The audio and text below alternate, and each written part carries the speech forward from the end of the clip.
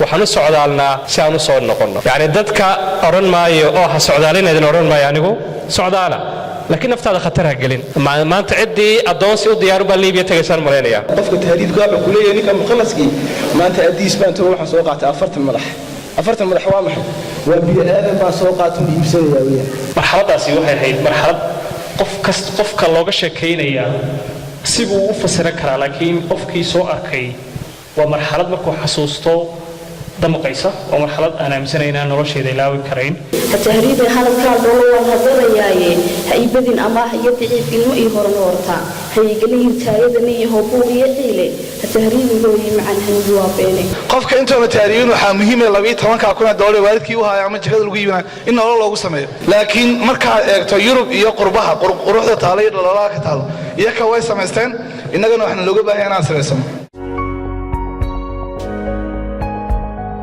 kusoo dhawaada mar kale iyo barnaamij aad u xiiso badan oo aan idinka diyaarinay maalinta socdaalka adduunka madal ay soo buuxdhaafiyeen dad aad u tiro badan barnaamijkan oo iska kaashadeen xarunta barashada xirfadaha iyo shaqo abuurka ee Boorama YouTube Center iyo hay'adda IOM waxaana barnaamijku bilaabmay sida tan waxaynu joognaa maanta waa maalinta socdaalka la xuso socdaal kaliya tahriib ma ahan waa socdaal qof kastoo soconaya iyo qaabka uu soconaya ha kala duwanaato يعني dadka oran maayo oo ha socdaalinaydin oran maayo anigu socdaala laakiin naftaada khatar ha gelin intaad socdaal wax wanaagsan raadis leedahay yeena noqonin waxay naftaada khatar ku gasho waxay ehelkaaga iyo waalidkaaga iyo hooyada iyo aabaha iyo qaraabadaadii ay dhibaatooyin ku gaadho wax naftaada iska ilaw iyaga naftaadii koobaad ay dhib ku gaadho meesha arinta ku jirtaan waa taas waxaan filayaa maanta hadaad wararka caalamka la socotaan waqtigii maxamed iyo ay tahriibeen maanta ma joogno maanta ciddii addoonsi u diyaaru baa liibiya tagaysaan malaynaya soo saas ma ahda ciddii maxaa u diyaara addoonsi u diyaara taasna waxaan malaynayaa in baabkaygaasi aw inaga soo xirmay walaalayaal waxaan ku soo gabagabayn lahaa xarunta barnaamijka noo soo qaban qaabisay xarunta shaqo abuurka iyo shaqaaleynta dhalinyarta waxyaabaha ka shaqeysa waxaa ka mid ah tababaridda xirfad u yeelidda dhalinyarta iyo ka caawinta sidii shaqooyinka aadka u yarba dalkeena shaqooyinka way yar yihiin waa ognahay anaga shaqooyin aan iskay u sameeyno awood uma leeyahay badanka ma jirto laakiin sidii shaqo hadana lagu caawin lahaa qofkii raba inuu shaqo helo tababar lagu caawinayo la siiyo oo idinka oo kale idin wada furan tahay qofkii raba inuu hal abuur ganacsi sameesto tababaro lagu caawinayo la siiyo iyo qofkii raba inuu xirfad sameestaba waxyaabahaas oo dhamaanteed ay tahay waxa xarunta Boorama Job Center ay idin fidiso dadka ka caawiyay oo ugu horeyso hay'adda IOM Oxfam dawladda Netherlands oo mashruucan Job Center ka mashruuc ay wado ururka NGO-da Soosta la yiraahdo intaas oo dhanba xarunta oo midna xagan ku taalo midna xagga bariga ay ku taalo waad ku soo dhaweynaa insha Allah waxaan rajaynayaa barnaamijyo kale oo sidan oo kale iyo kuwa ka sii duwanba sanadka soo socda inaad idin soo bandhigi doono وما سنتين إن شاء الله تعالى السلام عليكم ورحمة الله وبركاته. عد والله أفريقيا كنا العلماء إنك جارهان سومالي لان ويسام يسات حريب. ما أنتنا وحين كل مية وحوية ومالين أدون كودن لقى فصل ومالين تي سعودالك أدونك بن آدم كنت يسوي شرين با سعودال بهايين يبغى كسرنا يمشي أي شوغين ونصعد ميل كلا يدور بديان إني كهاديان نرش يكونوا ليه نرول كدوم تامد لميدا باري جاي سامي سي هرنا وينو كنا نيوان مرينا يايو هذا كهر هكذا بوبمان كسبان دقني غير هذا ويكيس الدكرون أحد عنده خناي وعن كقري تهريب buuggaasi wuxuu xambaarsanaa tahriibta iyo dhibaatooyinkan kala kulmay haddii aan anigu ku noqdo taariikh nololeedkayga waxaan u dhashay gobolka Sanaag gaar ahaan magaalada Ceergaabo taariikhdaydii hore ee nolosha halkaana wax yarba joogin reerkaygii waxay door bideen iyadoo socdaalkan ku sheekaynayno ayaguna door bidayaan inay socdaan inay tagaan muqdisho marka caasimada ahayd waxa laga yaabaa qoysas badan oo Boorama ka mid ah inay xagga tageen waqtiga ay caasimada ahayd xaggaasaan markaan muddo joognayba burburkii waa dhacay waanu ka qaxnay kenyaan tagnay waxaan u tagnay kenya waxay ahayd inaanu noloshii burburkii iyo wixii dhacay aanu nolol ka duwan helo kenya markaan muddo joognay waxaa la yidhi dalkii waa la heshiiyo nabadgelyaa ka dhacday ha lagu soo noqdo waa nimid muddo kadib haddana dalkii markaan muddo joognay oo magaaladii aan ku dhashay ceergaabo aan waxbarashadii iyo noloshii iyo muddo la qabsaday waxaa la yidhi nolosha waxbarashada halka kani waxbarasho wanaagsan maahay bal hadda caasimad kale ay noo samaysantay hargeysa caruurtaa loo diro halkaasaan waxbarasho kale ka bilaabay halkaa markaan haddana muddo joogay 2006kii bay ahayd markaan ka qalin jabiyey secondary-ga faarax Omar iskuulka la yiraahdo waxay noqotay haddana inaan ku qanci waayo nolosha waxbarashadii waqtiga halkaa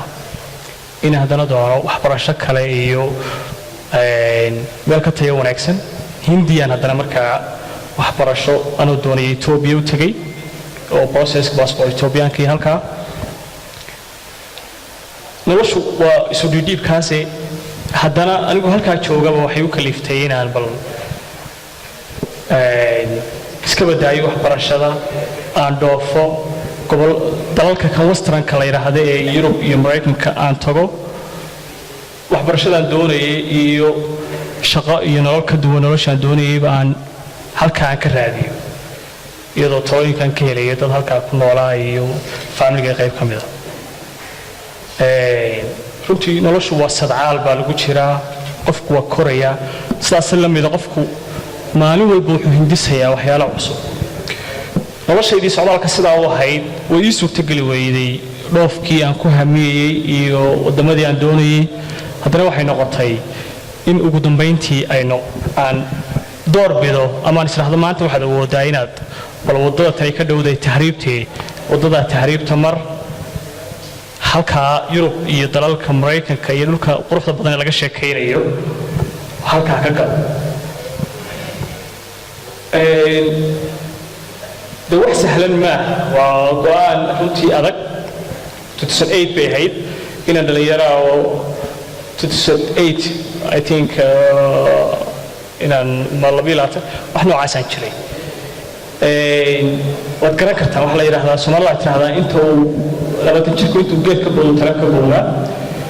waxay u kaliftay inaan wadada maro wadada markaan go'aankeedii qaatay waxaan haadayna inaka la koorkoorinayo markii hore ehelay gacanta hayaan family wanaagsan ka soo baxay oo mar waxbarasho iyo nolol wanaagsan ku soo koray markii aan ka baxay gacanta family-gayga oo go'aan aan la igu raacsanayn aan qaaday oo aan tahriib go'aansadayba waxaan xasuustaa Kenya ka tagay Ethiopia waxaan tagay Uganda inta aan u kala gudbayay oo markiiba labadii dal ee isku xigay waxaan noqday qof liita waxaan galay kursi hoosti gaarigii aan saxraaba la yiri war migration baa la dhaafay kursi hoosti ka gal dadka cagahooda iyo lugahooda hoosta ku dhumay horaan uga sii socdayo Uganda aan tagay Uganda markaan saa uga sii baxay waxaan galaynay Suudaan safarkaan ku galaynay haddana waxaan kala kulmay in la yiraahdo gaariga joojiya haye dadka kan ajnabiga ee saaran waa inay bixiyaan lacag waayo dalkayni dhulkanay marayaan waajib ma aha inay maraan على قف بان لو تريي لعق بان laga qaaday waxa dad u ciidaad iska celin karayso ma aha waa in dalkiisa jooga waad ku qasbantahay inaad bixiso waan ka gudubnay Suudaan dhibaato kasta waan ka koobnay waxaan u soo gudubnay caasimadda Suudaan waqtiga Suudaan bay isku ahayd Khartoum baan tagnay waxaan u aragnay inamadii jaamacadaha iyo kuwa kale oo dhammaad oran kale inamadii jaamacadaha ee intii aan nadiif tahayn oo kala horsanaysa qof kasta uu rabo inuu qofka kan soconaya wax ka faa'iido dabadna uu geeyo ninkii ka ganacsanayay tahriibta ama dadka saxaraha gelinayay hebel soo dhawo gobol hebel baan ka yimi gobol baan isku qabiil baan hay wuxuu baa lagu soo jeedinayaa wax laga rabo ma ahayna saxan lagu sameeyo in gobolka aad ka timid la jecel yahay ma ahay waxa weeye in dhowrka boqol ee dilaalka bad ku gelinaya saxaraha uu boqol ama laba ka faa'iido sidii baan u gacan galay magafayaal dadka saxaraha geliya sidii ma saxaraha ku galay saxaruhu wuxuu ahaa waqti xun buu ahaa waqti baas buu ahaa waayo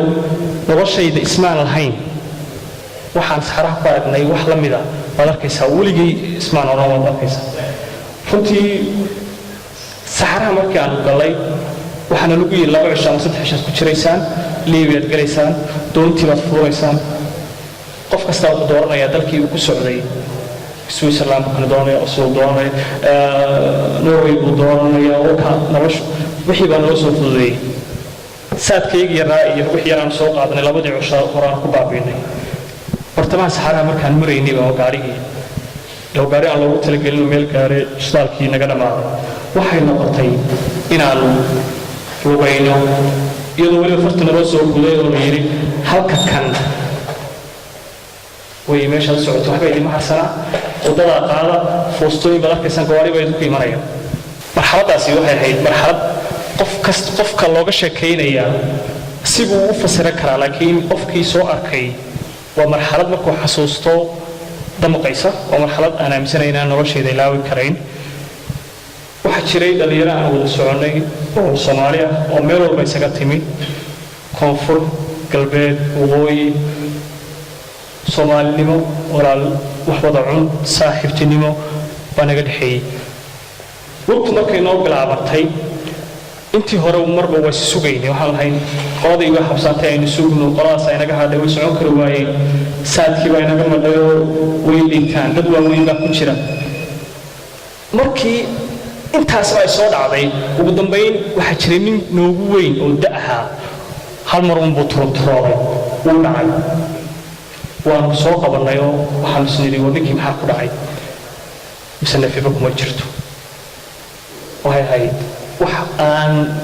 haddii aan ku jeer ka sheekeeyo xitaa aan weligay ilaaway waa marxalad ku qoran qalbigayga waan soo qaadnay ninkii mise waa meyd waxa laga yaabaa ma xasuusto xitaa qof aan ku booqday dhakhtar oo meyd aan ugu tegay qofkii ugu horreeyay meyd aan arka uu ahaa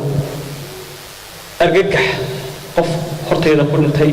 argagax niyad jab ah oo qof kasta inuunan noolaanayn oo saxaraha ku dhimanayo waayo qofkan waxa dilay waa waxa dhibaatana wada saamaysay raad iyo gaajo iyo biyo la'aan iyo cunno la'aan waxay noqotay inaan intii lagu dul barorto la ooyo dumarkii laga dulkicin waayo markii dambe ugu dambeyn in ninkii ciidda loo kala xaadho ciiddi saxaraha halkii lagu tukado deedna aan ka dareero wixii intaa ka dambeysay ciidiba isma eegin qofkii dhimanaya iyo kii dhacaya toona waayo qof kasta u baaminay inuunan dhaafin meesha tan bal meelay nafi gaadhsiiso inuu socdo socdaalkaasi u marxalada badnaa cunno iyo biyatoonna may jirin dhimashadii waa la arkay uus baa la taagnaa waxyaalaha la yaab kale waxaa ka mid ahaa gabadh ka timi muqdisho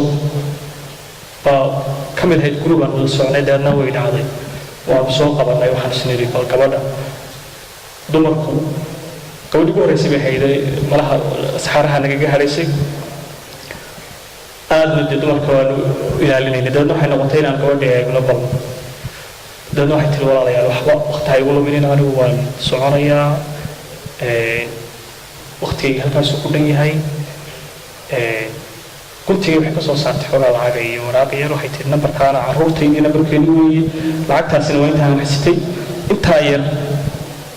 iga gaarsiiya carruurtii waxay noqotay inaan u dulqaadan weyno nidhaano walaal kaama tegayno haddana waxay tiri walaal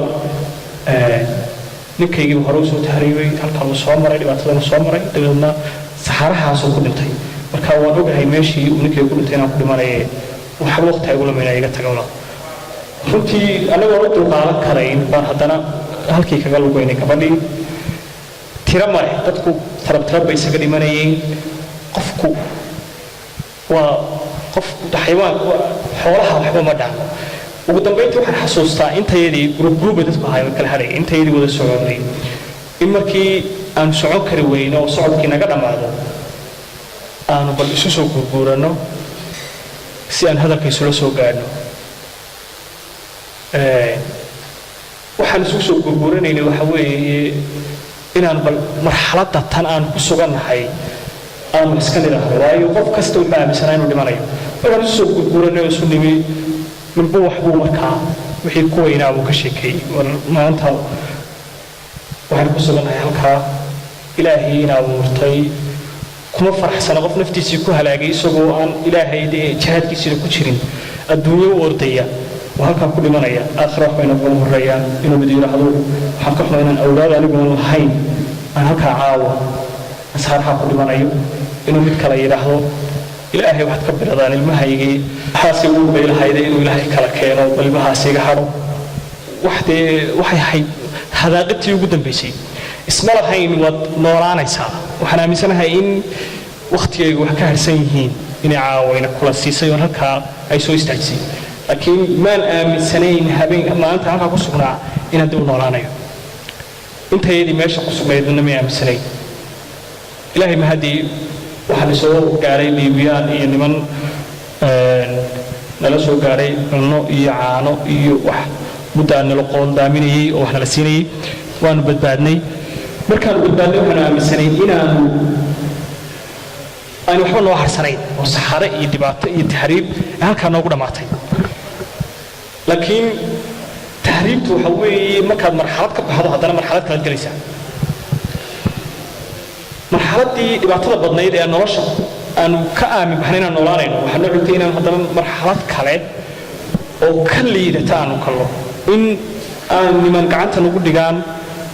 ay addoon naga dhigtaan ay qolal nagu xaraystaan ay yidhahdaan qofkii lacag bixin waaya waa u dhammaato marka hore dad dhibaato soo wada maray baanu ahayn waanu ka diidnay oo waanu nama yacajibin arrintaasi waxaanu jeclaysanay in wax iyagaba ama aanu lacag ku baxno ama wax yaroo lacagana laga qaado laakiin waxay sameeyeen inay nahandadaan inay hub noo soo qaataan inay gabdhihii uurka lahaa ay uurkii goor kala dhacaan in ay marxalad kasta wax naga helayaan ay isku dayaan annagoo isu damqanayna intii hore dhan waan adkaysanay laakiin markii ay ugu dambayntii wiil dhallinyaro ah oo lacagtii bixin kari waayo naga soo horreeyey intay soo qabteen miis halkana intay gogleen annagay hub dul dhigeen ay masaabiir gacmaha iyo lugaha ay kaga garaaceen markaasaanu quusanay markaasaa nin kasta wuxuu jir maanta waxba ma hadhine ciddaad garaaci kartid garaac waxaan ka warqabay in intii naga hadhay lacagta bixin kari weyday intayda baxday mooyeen ay meelaha lagu xereeyo eyda lagu xereeyey oo eydaas si ay u cunaan oo lacagtaa bal in laga heli karo laga samayn karo in korontooyin loo isticmaalay wax kasta oo wax lacag laga samayn kara dadka in loo adeegsaday waanu ka gudubnay intayda ka gudubtay liibiyaanu gallay dadkayagii dhibaatadaa soo maray haddana isle waayiin farxad maantay aada gudubteen in aanu u gallay ummad muslim sheeganaysa oo liibiyaana oo diinta islaam sunni weliba sheeganaya in ay markayna arkaan ay yidhahdaan hada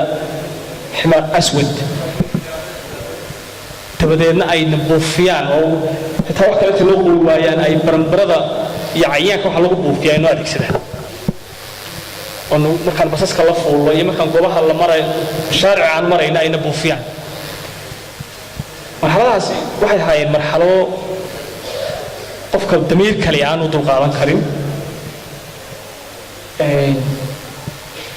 intii dhulkaa ama jeelal gashay ama dhibaatooyinka ay kala kulantay oo wax cid kasta og tahay wax qoys kasta saamaysay oo aan anigu halka kan dee aan kusoo koobayn kuwa jeelal inta la geliyey lagu ilaaway oo xanuuna ku dhaceen oo ku curyaamay oo ku baaba'ay baa jiray intayadii badbaaday haddana waxay noqotay marba inaanu marxalad kala sii gallo inaanu bad annagoo rabna inaanu gallo oo gudubno in la saaro bac gaari laga soo dejiyey oo aan islahayn bacda tanto oo mashraacba in horteeda lagu buufiyo oo la yidhaahdo fuula waa dooni oo wax yaroo 20 qof aan qaadan karin la saaro 70 qof dabadeedna aanu bad aan rafanno muddo 2 cisho 3 cisho qaybtayo dhibaatada intay u dulqaadan kari waayaan ay badweynta ay isku tuuraan oo u maleeyaan daarihii loo socday ilaa maduuse iyo shishalis marxaladaas waxay ahaayeen marxalado aan soo maray run ahaantiina ma aha wax haddii aan anigu idinka sheekeeyo qura aad fikir sax aad heli kartaan laakiin waa marxalad aan dareensanahay in qof kasta uu garan karo maanta dhalinyarteena say tahay maanta waxaynu ognahay in ay dhaaftayba tahriibtii in dadka la gudbiyo oo lacag laga qaato ee ay marayso in addoon laga dhigto inankii soomaaliga ahaa ama senegaaliga ahaa ama nigeriga ahaa ee afrikaanka ahaa in la yidhaahdo kanaa xoog weyn kanaa shaqayn karaya oo xamaal noqon karaya xooggiisu intaasuu goynaya kani waa 400 kana waa 500 dabeedna beera lagu qoto sidii addoontiina loo isticmaalo silsilada loo sameeyo waa wax hadda adduunku uu cid walba ay aragtay oo waxda meeliyuhu maalin walba sheegayo waana xaaladda ugu dambaysay hadda ay marayso Liibiya iyo dalalka tahriibta loo maro waayo adduunka berigii hore waxa dhici jirtay in dad la kaxaysto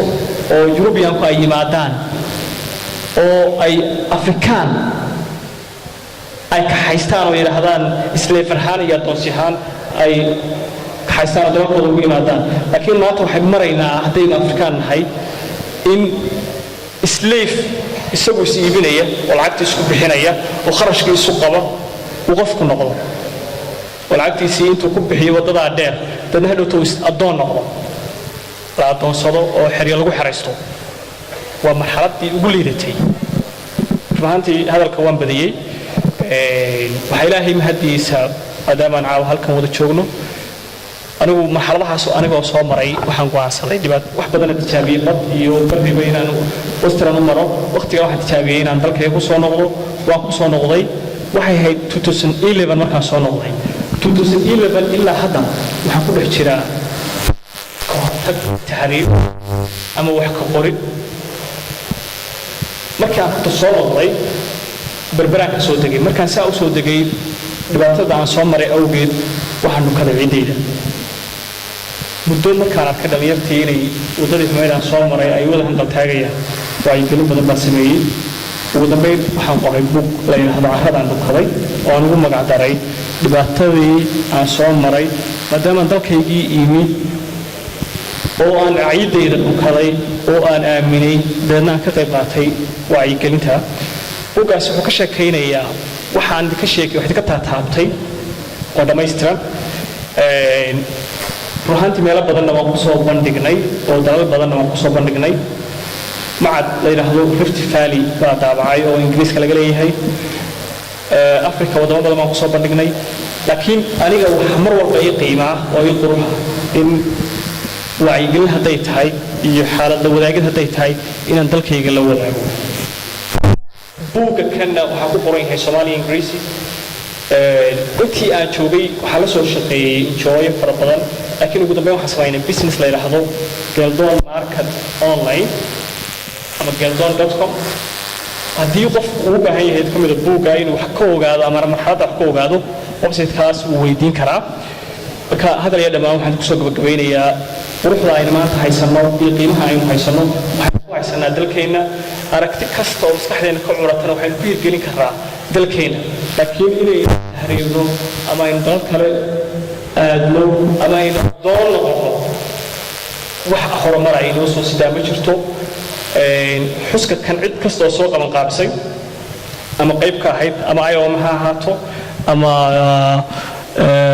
Boraba Youth Job Center ha ahaado ama intiina ka soo qayb gashay quruxda badan ee waqtiga soo hortay ha ahaatee waan idin mahad celinayaa waa ii sharaf oo waa ii qurux waxaana muhiimadda ugu weyn ay tahay inaynu ku baraarugno dhibaatada ay tahriibtu leedahay qiimaha uu waddankeenu leeyahay quruxda aynu maanta haysano iyo sharafta inaynu ku haysano waddankeena cid kasta oo wax isku daydana garab way helaysaa waxaad rabaa inaan kula dardaarmo inuu qof kasta u gaarsiiyo marxaladda dhibaatada tahriibtu ay leedahay waxaan kaloo rabaa inaad maskaxda xor ka noqotaan oo uu qofku aamino in dalkiisa waxa uu ka rajaynayo dalal kale uu ka heli karo intaas hadalkii kusoo koobaya wasalaamu calaykum waraxmatullahi wabarakaatu hadal badan oran maayo waxaan rabay hal maaso oo loogu talagalay tahriibka maasadan horta miyihii oran maayo waxaan ahay qof abwaana laakiin waxaan ahay qof iska hal abuura maasadan waxaa sameeyey 2014 bishii labaad waxayna adigu ku turjumaysaa xaaladda aniga berigaan ku sugnaa iyo taariibku waddanka berigaa siduu ku ahaa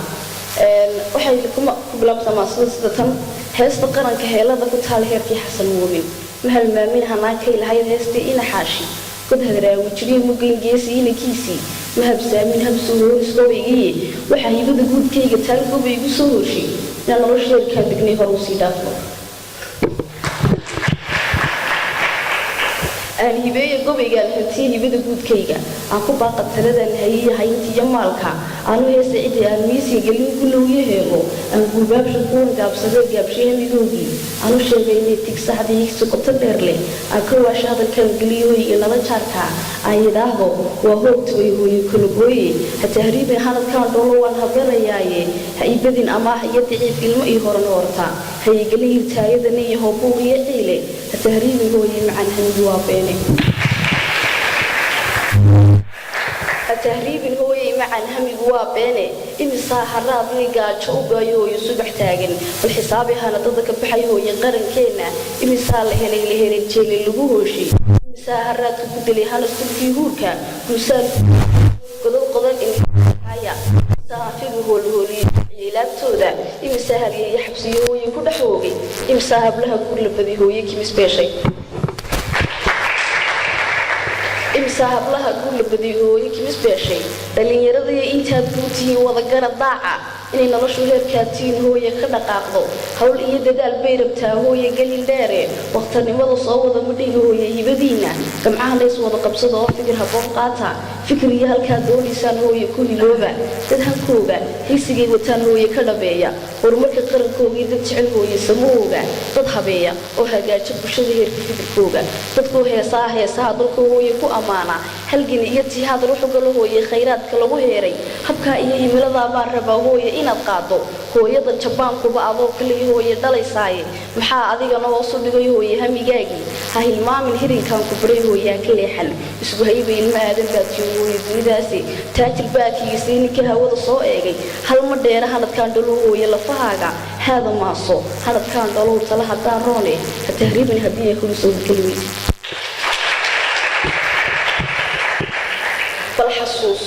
بالحسوسة بين كان قدالي إيه في يتاها واليقين سهرات كان سقبحي هو يكو جقسيي أنا جاهب كان كل شيء يبدكو قداهي التهريب الهدية كل صوت كلمة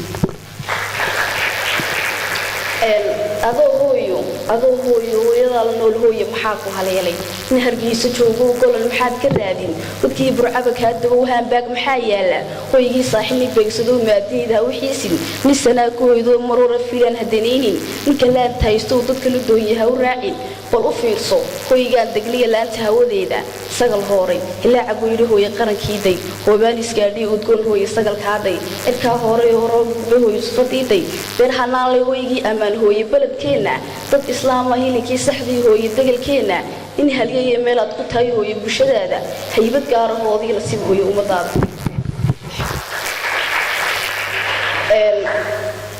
akasuu ku weeyay gabigaasi run ahaantii waxaan halkan ka salaamayaa dhammaan dhalinyarada soo abaabushay barnaamijkan isaga waxaan oran karaa dhalinyaradu waxay taariib ka maarmaan dhalinyaradu waxay taariib ka go'aan markay iyagu arkaan in